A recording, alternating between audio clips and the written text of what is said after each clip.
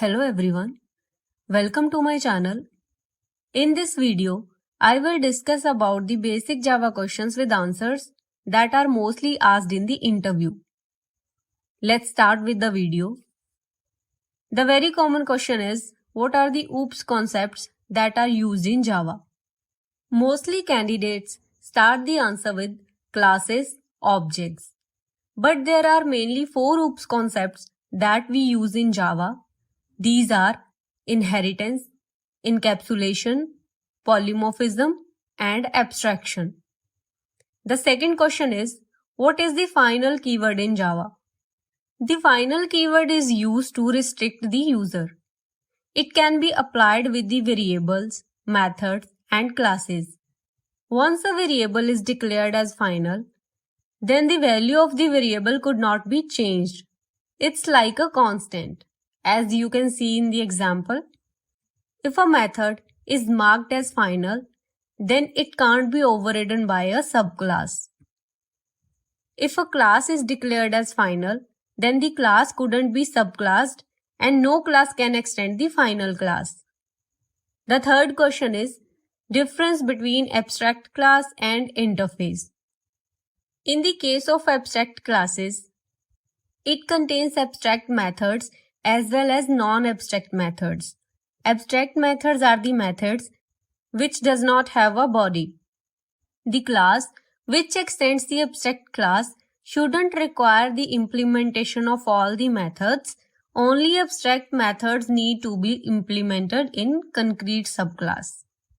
In the case of interface, all the methods are abstract. Classes that implement the interface should provide the implementation of all the methods. The interface contains only constants. The next question is, what is the meaning of collections in Java?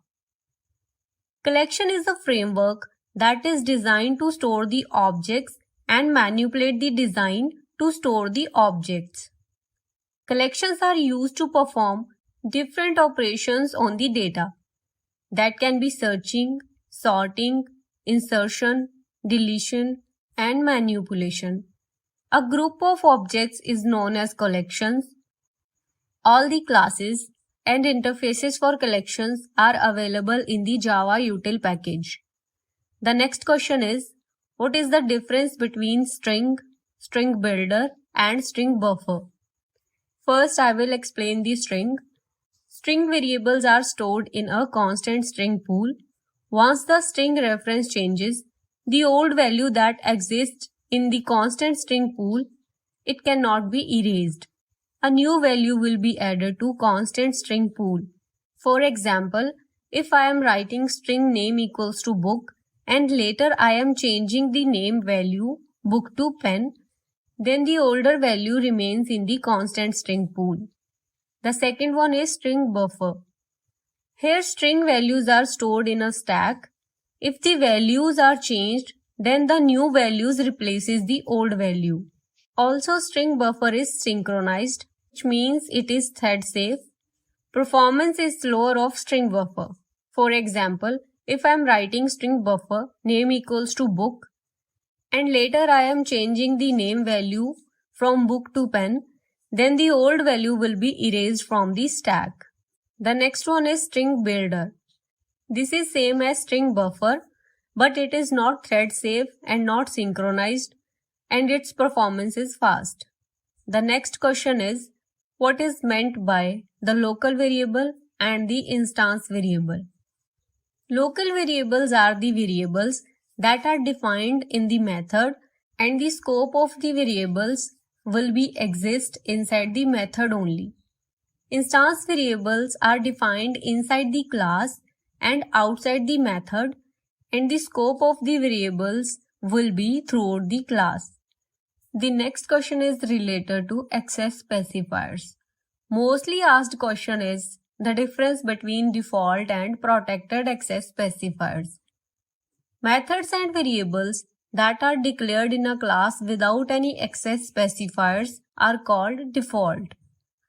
Default members of a class are only visible to the other classes that are within the same package.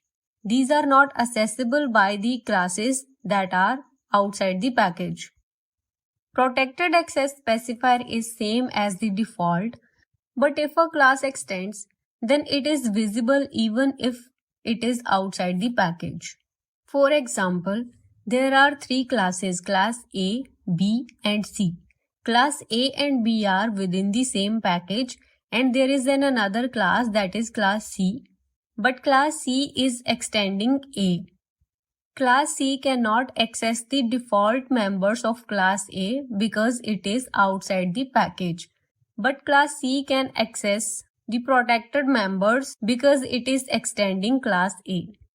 The next question is, what is thread? In Java, the flow of execution is called thread. Every Java program has at least one thread that is called main thread.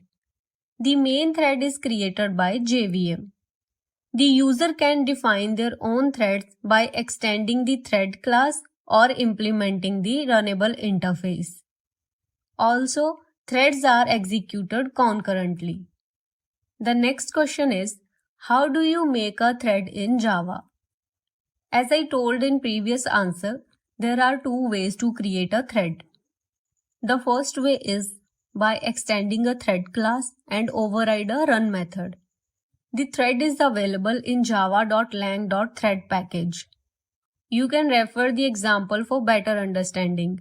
The disadvantage of using a thread class is that we cannot extend any other class because we have already extended the thread class. The another way to make a thread is by implementing the runnable interface.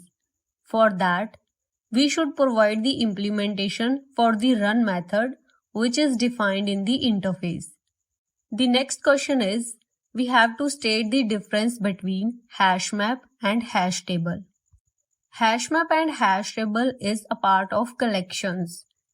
In hashmap, the methods are not synchronized and not thread safe.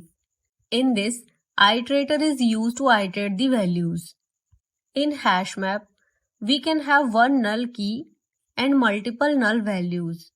Also, its performance is higher than hash table. In the case of hash table, the methods are synchronized. Also, there is thread safety. In this, enumerator is used to iterate the values. It does not allow null values as well as null keys. Its performance is slow as compared to hashmap. This was all about today's video. If you have any kind of query, you can ask me in the comment section. I hope this video will help you.